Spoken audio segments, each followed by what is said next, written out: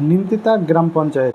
নিমতিতা গ্রাম পঞ্চায়েত তরফ থেকে একটি বার্তা প্রদান করা হয়েছে, যে বার্তাতে বলা হয়েছে বিভিন্ন প্রকল্পে ভেরিফিকেশন করা হচ্ছে নিমতিতা গ্রাম পঞ্চায়েত অঞ্চলে।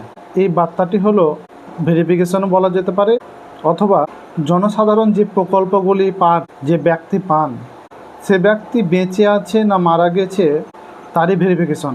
কারণ এখন বর্তমান রাজ্য সরকার বিভিন্ন প্রকল্পের ভেরিফিকেশন হওয়ার পরে কিন্তু টাকাটা দেবে মাসে মাসে। রাজ্য সরকার অথবা বিডিও অফিস থেকে নিমতিতা অঞ্চলে যেসব ব্যক্তি বা মহিলারা যে প্রকল্পগুলি লাভবান হয়েছেন, সেই প্রকল্পগুলির মধ্যে হচ্ছে বিধবা ভাতা, বয়স্ক ভাতা, প্রতিবন্ধী তপশিলি ভাতা। এই যে ভাতাগুলো নিমতিতা অঞ্চলে যেসব সাধারণ মানুষগুলো পান, তাদের সবারই ক্ষেত্রে কিন্তু প্রযোজ্য এই ভেরিফিকেশনটা। যিনারা পান তিনারা অতি সত্বর নিমতিতা গ্রাম পঞ্চায়েত অঞ্চলে কিছু ডকুমেন্টস জমা করে আসবেন। ডকুমেন্টসগুলি হলো, সেগুলো কিন্তু জেরক্স কপি।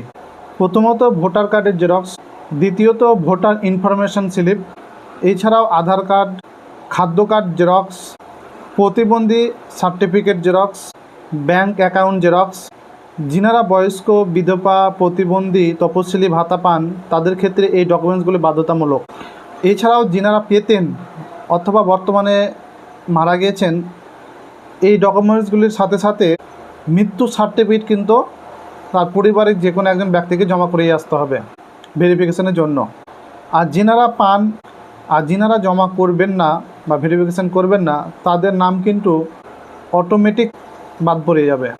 আর বাদ পড়লেই কিন্তু আপনারা এই সব প্রকল্প থেকে আর টাকা পাবেন না। তাই এই যে ডকুমেন্টসগুলো বলা হলো, অতি সত্ত্বর নিমতিতা গ্রাম পঞ্চায়েত অঞ্চলে যোগাযোগ করবেন।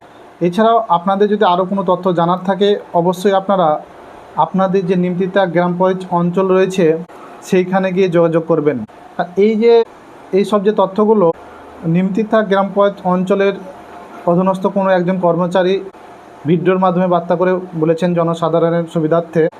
আপনারা কিন্তু ভুলবেন না এই সব ডকুমেন্টসগুলো জমা করতে, না হলে অযথায় আপনারা বাদ পড়ে যাবেন ভেরিফিকেশন না হলে।